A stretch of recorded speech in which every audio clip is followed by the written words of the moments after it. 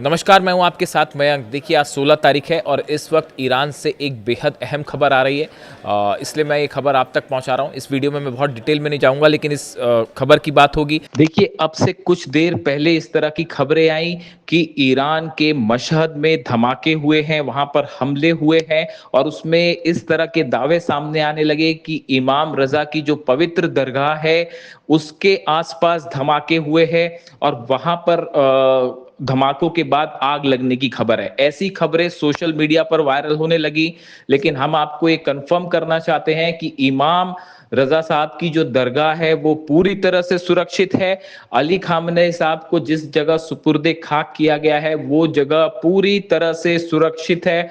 वहां किसी तरह का कोई धमाका नहीं हुआ है, वहां किसी तरह का कोई हमला नहीं हुआ है। देखिए, जो खबरें आ रही हैं ईरान से, उसके मुताबिक इमाम रजा की जो दरगाह है इसके करीब जो वर्कशॉप है वहां बेसमेंट में कुछ काम चल रहा था। इसी दौरान शॉर्ट सर्किट हुआ और उसकी वजह से वहां के एक हिस्से में आग लग गई, जिसके बाद इस तरह की खबरें फैली कि इमाम रजा की जो दरगाह का कॉम्प्लेक्स है उस पर हमला हुआ है।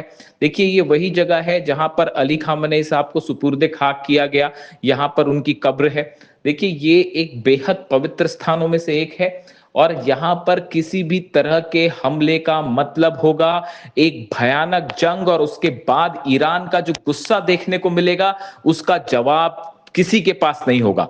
देखिए, इस पूरे इलाके में तमाम डिफेंस सिस्टम लगाए गए हैं जिस तरह की जानकारियां हैं, और इस बात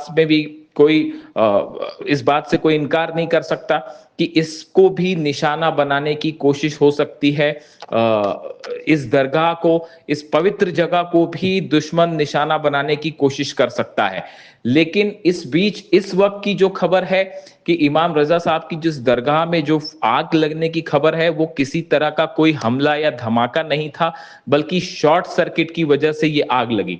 लेकिन हालांकि ये खबर सच है कि मशहद में कई धमाके हुए हैं। ये धमाके इमाम रजा की दरगाह के कॉम्प्लेक्स में या उसके आसपास नहीं हुए, लेकिन जो बाकी जगह है वहां पर कुछ जगहों पर धमाके हुए हैं और ड्रोन से हमले की खबरें आई हैं।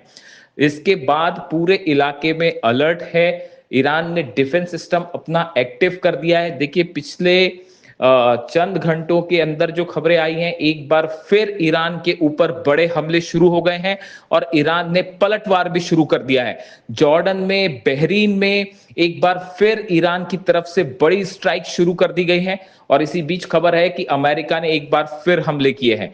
डोनाल्ड ट्रंप की तरफ से बयान आया है कि वो अगले चंद घंटे में ईरान को लेकर कोई बड़ा ऐलान कर सकते हैं और उसके बाद इस जंग में एक नया मोड़ देखने को मिल सकता है। इसके बाद अब सबकी नजरें हैं कि डोनाल्ड ट्रंप का अगला कदम क्या होगा।